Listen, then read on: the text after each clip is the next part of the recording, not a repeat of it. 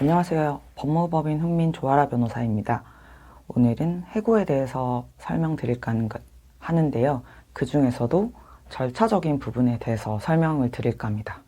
해고라는 것은 그 명칭과 상관없이 사용자가 근로자의 의사와 무관하게 일방적으로 근로관계를 종료시키는 것을 의미합니다. 우리 근로기준법에서는 정당한 이유가 있어야지만 해고가 유효하다고 보고 있습니다. 정당한 이유와 더불어 근로기준법에서는 절차에 관한 부분도 규정을 하고 있습니다. 첫 번째로 서면 통지 의무입니다. 근로기준법 제27조 제1항에서 사용자는 근로자를 해고할 때 해고 사유와 해고 시기를 서면으로 통지하여야 한다고 되어 있습니다. 서면 통지가 없는 해고는 무효에 해당합니다. 그래서 서면 통지는 상당히 중요한 절차적 부분이라고 할 수 있습니다. 이 해고 통지의 서면은 그 명칭과는 상관이 없습니다. 그 서면에서 해고 시기와 해고가 되는 사유가 적혀져 있기만 하면 충분한데, 반드시 이 해고 사유는 그 사유가 무엇인지 알 수 있을 정도로 구체적이어야 됩니다. 그래야지 근로자도 방어권을 행사할 수 있기 때문이겠죠. 그리고 서면을 종이 서면만 의미하냐, 이런 논란이 있었는데요. 대법원에서 이메일에 의한 통지도 해고 시기와 해고 사유가 구체적으로 적혀져 있다면 서면 통지에 준해서 보고 있습니다. 그래서 이메일로 해고 통지를 하는 경우도 서면 통지에 해당하는 것이죠. 그러면 카카오톡이나 문자는 어떨까요? 여기에 대해서 대법원 판례는 아직은 없는데요. 하급심에서 기본적으로는 문자나 카카오톡은 서면에 의한 통지가 아니라고 보고 있는데요.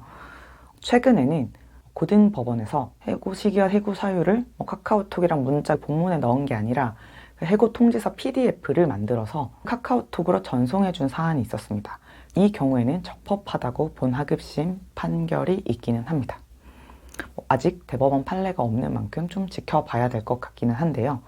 가급적이면 이 카카오톡이나 문자는 논란의 여지가 있기 때문에 서면이나 이메일로 하시는 것이 적법한 해고 통지라고 볼 수 있겠습니다. 다만 이 근로기준법이 모든 사업장에 대해서 적용이 되는 것은 아니고 5인 미만 사업장에 적용되는 규정과 아닌 규정이 있는데, 이 서면 통지 의무 규정은 5인 이상 사업장에만 적용이 된다는 점은 알아두시면 됩니다. 두 번째는 해고 예고입니다. 사용자는 근로자를 해고하려면 적어도 30일 이전에는 해고를 예고해야 됩니다. 만약에 이 30일 전에 해고 예고를 하지 않는 경우에는 30일분 이상의 통상임금을 지급해야 됩니다. 다만 해고 예고에 대한 예외적인 규정도 있는데요.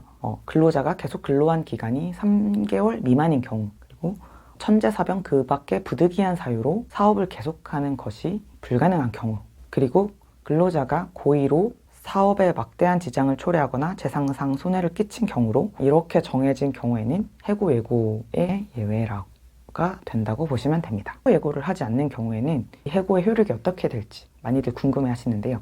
아까 설명드렸던 서면 통지를 하지 않는 경우에는 해고가 무효라고 보고 있습니다. 근데 이 해고 예고는 해고 자체를 금지하는 제도는 아니고 일정한 유예 기간을 두어라, 이런 취지이기 때문에 해고 예고 의무를 위반한 해고는 유효하다고 보고 있습니다. 그래서 이 해고 예고를 하지 않았다면 해고 예고 수당을 지급받을 수 있는 것이지 이 자체로 해고가 무효가 되는 것은 아니라는 점입니다. 다만 해고 예고 규정은 5인 미만 사업장에도 적용이 되기 때문에 5인 미만 사업장에서 해고 당하신 근로자의 경우에도 해고 예고 수당을 청구할 수 있다는 점 알아두시면 됩니다. 이제 마지막으로 절차를 설명드리면, 만약에 해고에 필요한 절차가 취업규칙이나 단체협약에 규정되어 있는 경우에는 그 절차도 준수해야지 유효한 해고라는 것입니다. 이거는 근로기준법의 규정으로 정해진 건 아니고 대법원에서 판례로 정립된 절차입니다. 징계 절차가 취업규칙 같은 것들에 정해져 있는 경우가 많죠. 그러면 그 정해진 절차를 지켜야 한다는 것입니다.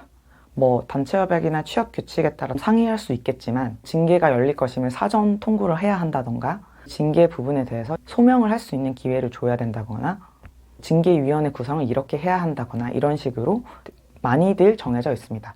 그래서 대법원은 이 단체협약이나 취업규칙에 정해진 절차적 제한 규정을 위반한 해고의 경우에도 무효라고 보고 있습니다. 다만 절차적 하자가 치유되는 경우에는 예외적으로 본다, 이런 판례들을 내놓고 있는데요. 이제 예외 사유는 구체적인 사안에 따라 좀 달라질 수 있다는 부분들이 많기 때문에 이제 구체적인 사안에 따라서 검토를 할 필요가 있겠죠. 다 설명드리기는 좀 어려울 것 같습니다.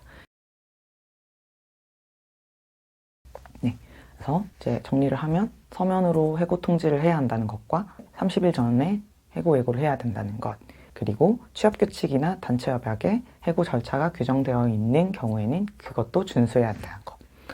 특히 해고 예고의 경우에는 5인 미만 사업장의 경우에도 적용될 수 있다는 점 알아두시면 됩니다. 이제 이 서면 통지를 위반했다거나 취업규칙이나 단체협약에 정해진 해고 절차를 위반한 경우에는 노동위원회에 부당해고 구제 신청을 하시거나 아니면 법원에 해고 무효 확인 소송을 제기하시면 됩니다. 네, 일반적인 내용을 한번 설명드려 보았습니다. 해고에 관해서는 많은 쟁점이 있기 때문에 모든 것을 다 설명드리지 못하는 점 양해 부탁드립니다. 네, 도움이 되셨으면 좋겠습니다. 이상입니다.